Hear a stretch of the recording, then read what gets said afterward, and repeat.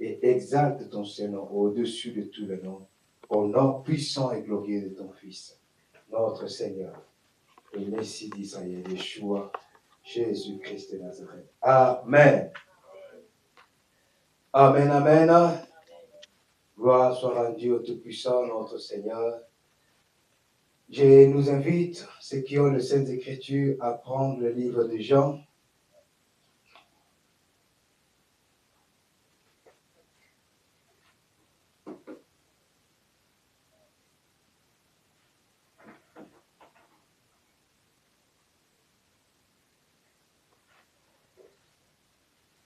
Nous sommes dans le livre de Jean, chapitre 1, l'évangile de Jean, chapitre 1. Nous lisons à partir du verset 43. Merci, cher Saint-Esprit, pour ta présence. Que je ne sois qu'un simple instrument, vraiment un simple instrument qui peut parler à nos cœurs par toi-même, par ta vertu, au nom de notre Seigneur.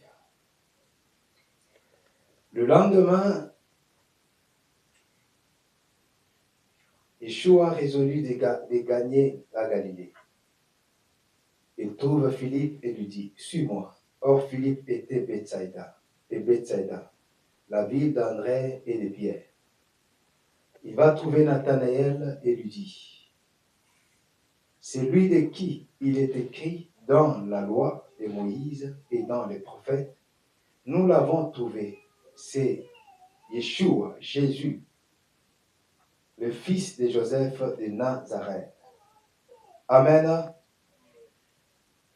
Je veux plus prendre le verset 46 qui nous dit, « De Nazareth, lui dit Nathanaël, ou encore Nathanaël lui dit, « De Nazareth peut-il sortir quelque chose de bon? » Alléluia.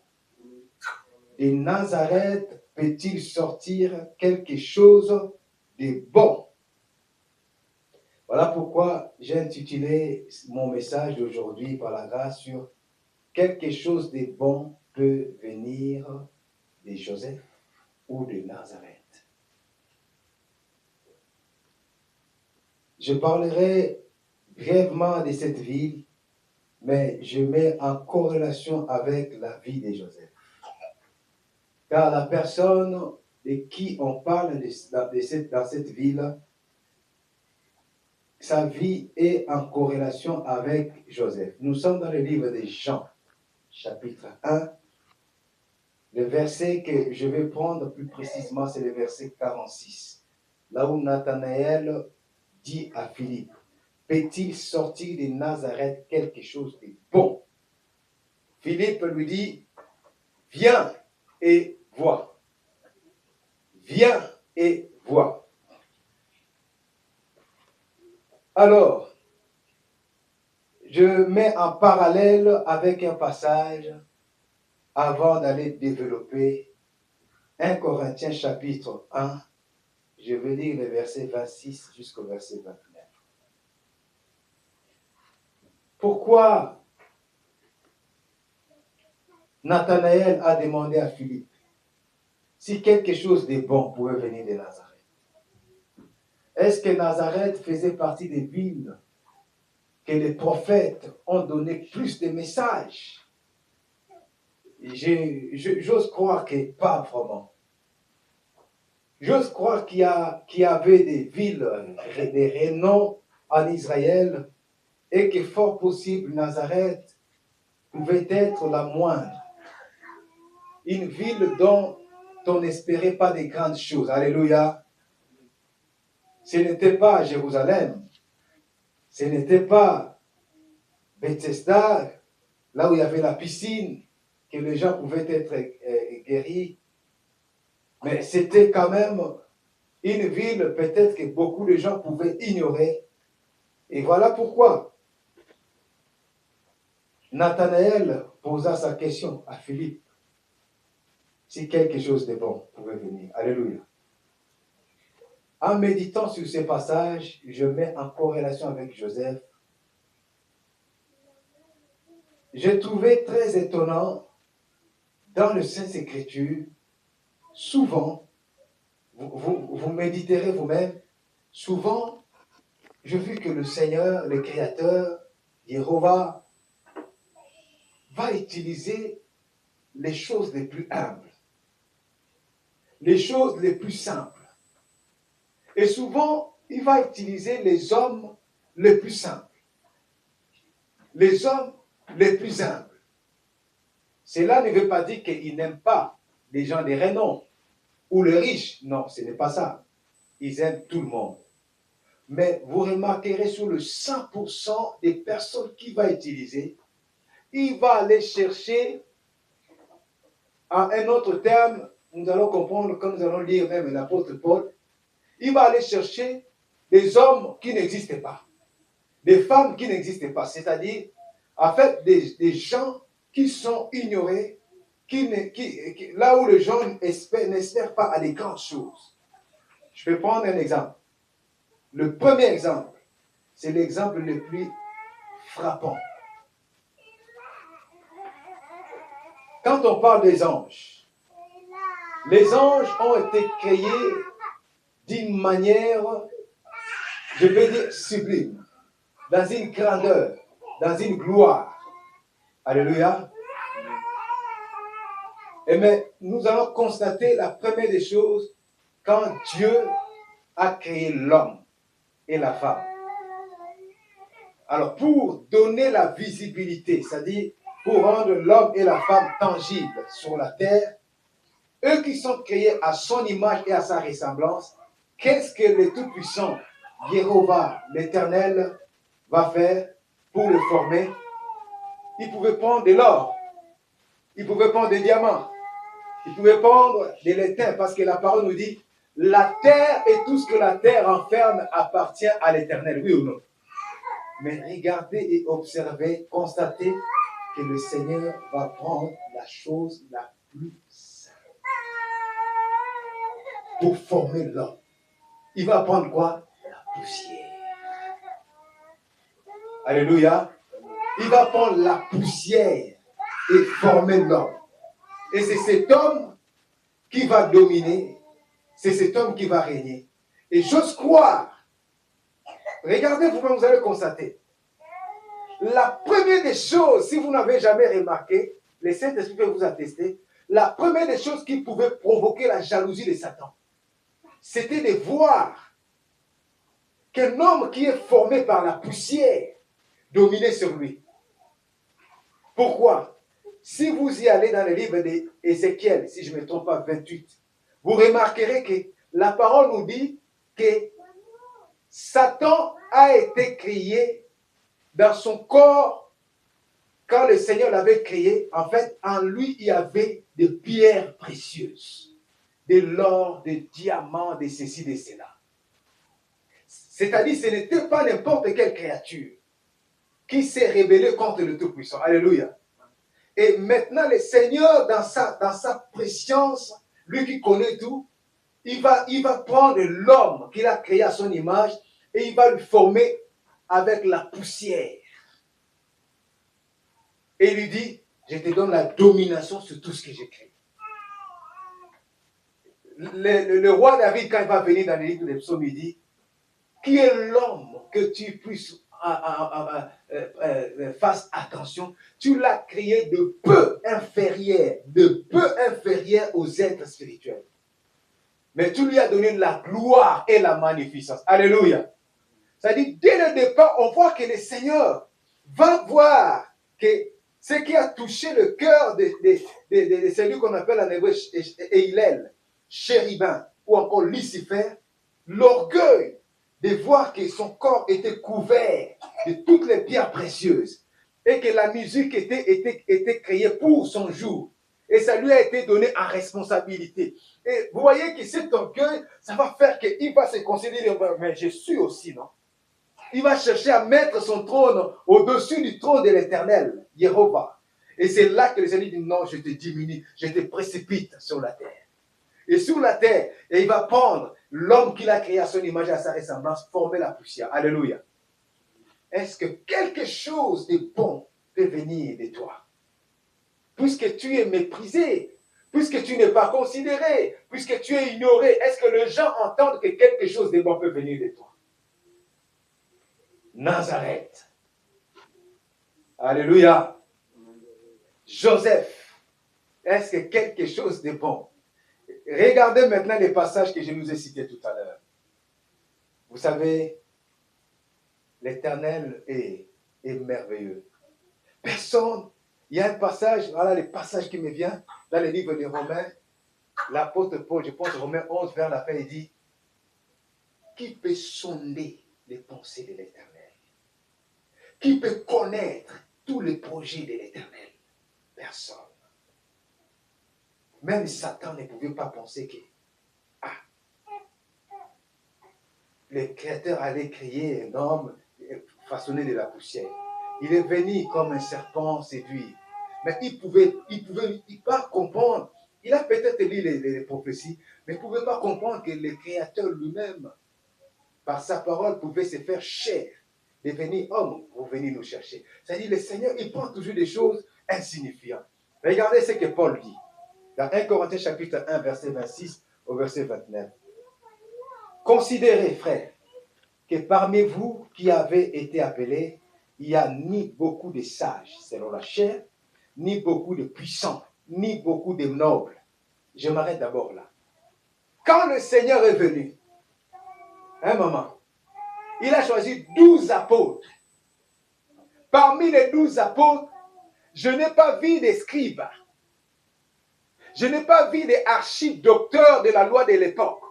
Mais le Seigneur a pris des personnes qui n'ont jamais été assis au banc de l'école. Des personnes telles que Pierre, non instruit. Alléluia. Bien-aimé, ce que je comprends au travers de tout ce que je suis en train de nous dire, tant que tu ne comprends pas que Jéhovah, l'Éternel Yahvé, est un mystère, en fait, tu n'espéreras pas.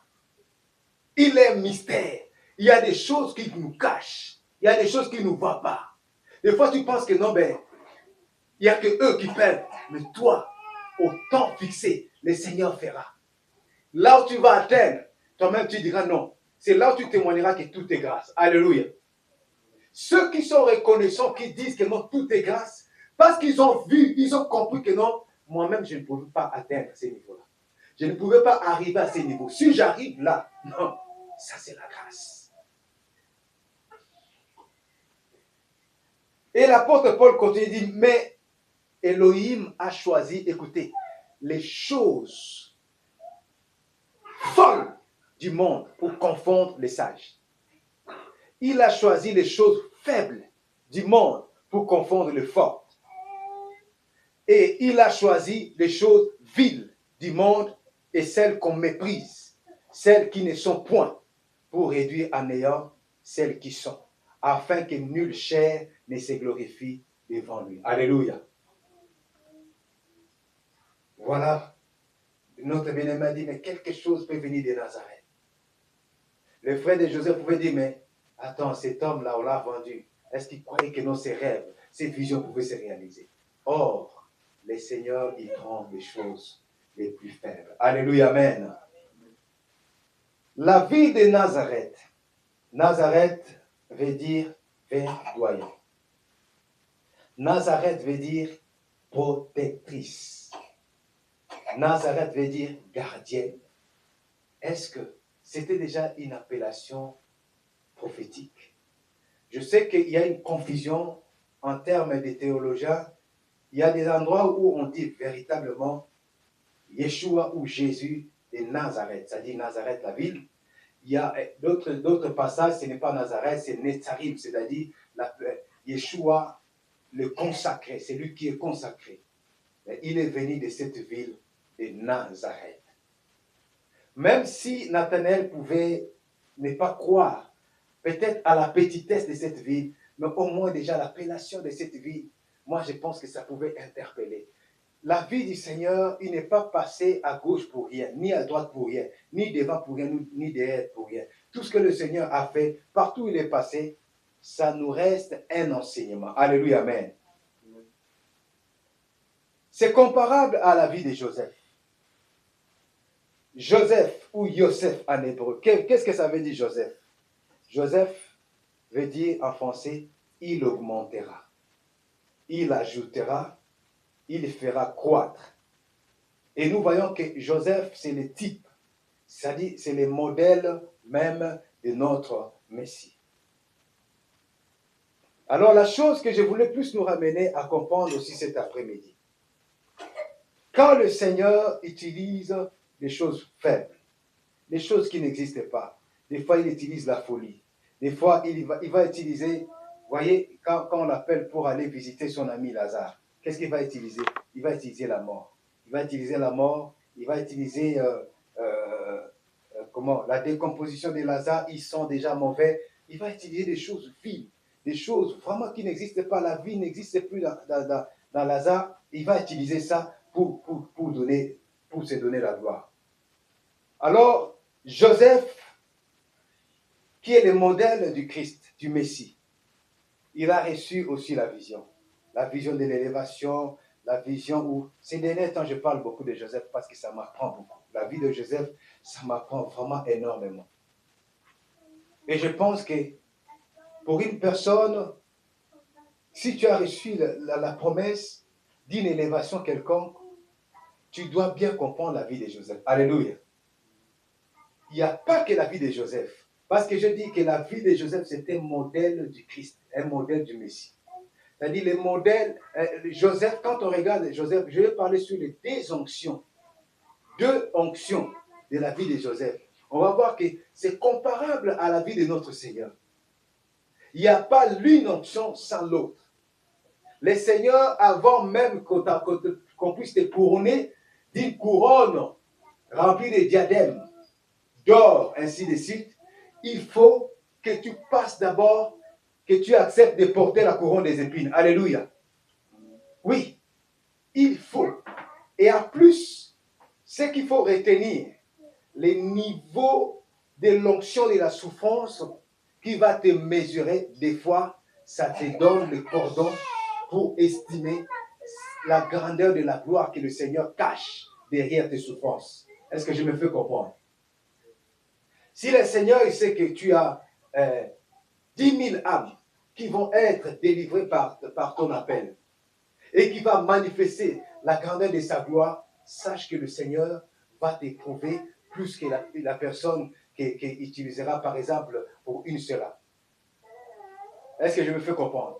Parce qu'avec 10 000 âmes, il sait que tu auras plus de combats et il va te préparer par des épreuves où il va t'équiper. Il va te briser pour que quand ces 10 000 âmes verront la gloire, que tu ne puisses pas t'enorgueillir, que tu puisses savoir que tout est la gloire de Dieu. Est-ce que je me fais comprendre? Alors, à ce qui concerne les deux étapes de l'onction de Joseph, la question pouvait se poser, est-ce que quelque chose de bon pouvait venir de Joseph?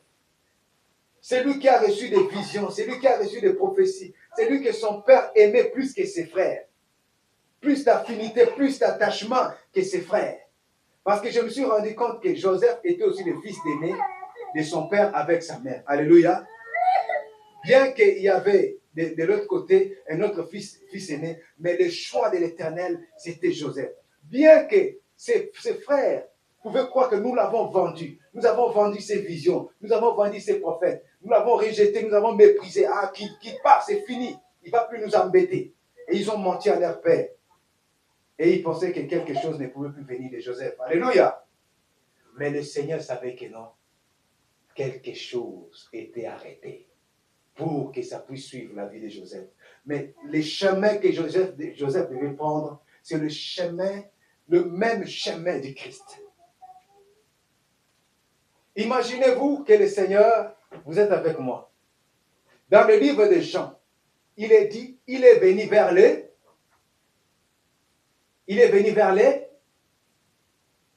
Ah. J'aime bien les prédicateurs congolais, ils aiment bien quand ils prêchent, il va te dire des mots et toi tu réponds. Et oui, par exemple, Lingala, il va te prêcher. Asa kito, kitoko. Asa mala, malam. Ça motive aussi, ça te pousse. Voilà. Là maintenant, c'est la parole. Jean chapitre 1, la parole nous dit que non, il est venu vers les siens. Et les siens ne l'ont point reçu. C'est-à-dire, le Seigneur est venu vers les siens. Les siens ne l'ont point reçu. Qu'est-ce qu'ils ont fait? Les siens l'ont rejeté. Alléluia. Les siens l'ont rejeté. Ils ont rejeté le Seigneur.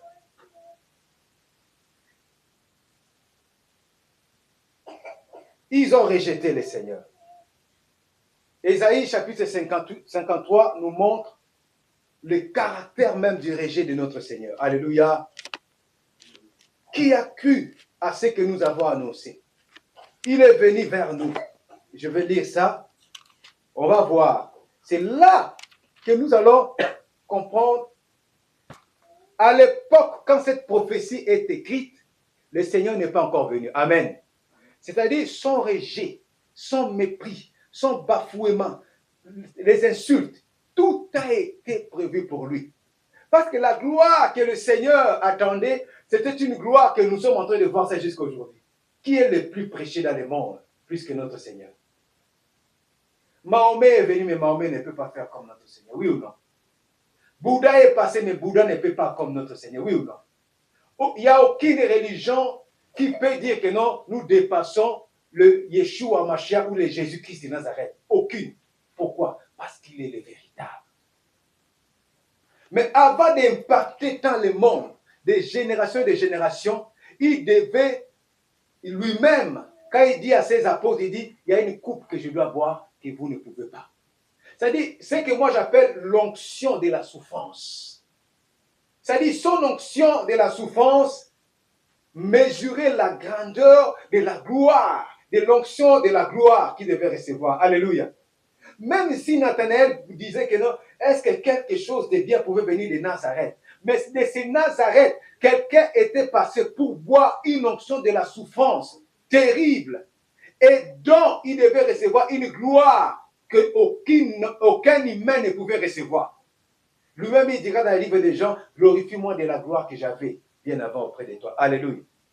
Ésaïe 53 nous dit, qui donc a cru à ce que nous avons entendu dire? Le bras du Seigneur en faveur de qui a-t-il été dévoilé? Devant lui, celui-là végétait comme un rejeton, comme une racine sortant d'une terre aride. Il n'avait ni aspect, ni beauté, tel que nous les remarquions, ni apparence, telle que nous les recherchions.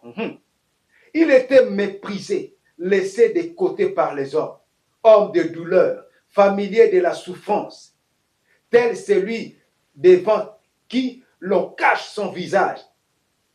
Oui, méprisé, nous l'estimions nullement. En fait, ce sont nos souffrances qu'il a portées. Ce sont nos douleurs qu'il a supportées. Et nous l'estimions touché, frappé par Dieu et humilié. Alléluia. L'onction de la souffrance. Le Seigneur, quand j'appelle l'onction de la souffrance, je préfère définir vite fait. L'onction, c'est quoi? Parce que des fois, l'onction, en fait, l'onction, c'est une force. J'ai déjà parlé de ça, une force spirituelle qui est invisible. C'est une force qui va commander ta vie, qui va diriger ta vie. C'est un gage. C'est des capacités, c'est des potentiels. C'est-à-dire le Seigneur a préparé des capacités, des potentiels dans la vie du Seigneur dont il devait souffrir. Il devait souffrir pour qu'un jour les gens voient que non, il y a une gloire qui est sortie de Nazareth. Alléluia. Il y a une puissance qui est sortie de Nazareth. Et Joseph, pareil, il en a bu, il en a pris part de cette onction. Avant de vivre son nom, il augmentera, il ajoutera, il fera croître. Joseph a été rejeté, vous voyez, de la même manière que le Seigneur. Mais le Seigneur, c'est plus. Parce que le Seigneur a été crucifié. Joseph a été en prison, ainsi de suite. Joseph sera rejeté. Joseph sera méprisé. C'est comme je disais, ses frères vont dire, bon, c'est fini. Avec lui, c'est fini, il n'y a plus rien. C'est alors qu'on voit, après la première onction, maintenant, on va voir cette deuxième capacité d'onction que le Seigneur va répandre sur Joseph, que le Seigneur va répandre sur son fils. Où le Saint Écriture nous dit, lui qui était comme Dieu, mais il s'est humilié. Il s'est humilié jusqu'à la mort de la croix. Et qu'est-ce que le Seigneur a fait? Le Tout-Puissant, notre Père, l'a souverainement élevé au-dessus de tous les noms. Amen. Et de la même manière que le Père l'a souverainement élevé au-dessus de tous les noms. Est-ce que vous vous rappelez? Rappelez-vous, avant la mort du Seigneur, il y a un apôtre qui avait renié son maître. Vous vous rappelez c'est qui encore? Ma fille, tu sais c'est qui avait renié son maître avant sa mort, non? Vous vous rappelez, n'est-ce pas? Il avait renié 3 fois. Toi, tu étais avec lui. Non, je ne le connais pas. Toi, tu étais certainement avec lui. Non, je ne le connais pas. Toi, tu étais certainement avec lui. Non, je ne le connais pas. C'est Pierre, oui. C'est Pierre. Mais regardez, quand le Seigneur est ressuscité, la première des choses, quand il a vu Pierre, il était en rancune avec Pierre, n'est-ce pas? Oui ou non? Il avait gardé rancune avec Pierre, oui ou non? Il a dit, Pierre, toi, vraiment Pierre, tu étais dans la ceinture, Pierre, tu m'as renié 3 fois, je te l'avais dit, les coqs ne chanteront pas encore, tu vas me renier, Pierre, tu m'as renié 3 fois. Oui ou non? Non. Vous savez ce qui s'est passé? Après la résurrection, on voit le même Seigneur dire à Pierre, demander à Pierre, Pierre, m'aimes-tu? Paie mes brebis.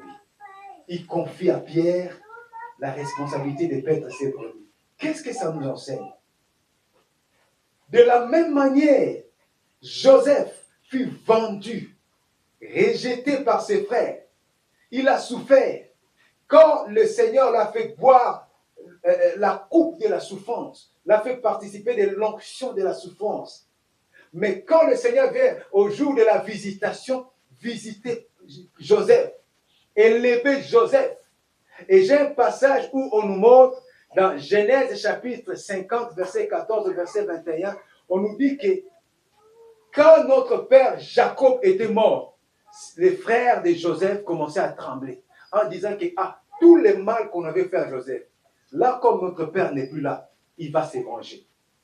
Alors ils sont partis voir Joseph en lui disant que non, écoute, notre père, avant de partir, il avait dit, s'il te plaît, pardonne à tes frères, les serviteurs de Dieu de ton père, tout ce qu'ils ont fait. Vous savez qu'est-ce que Joseph avait fait?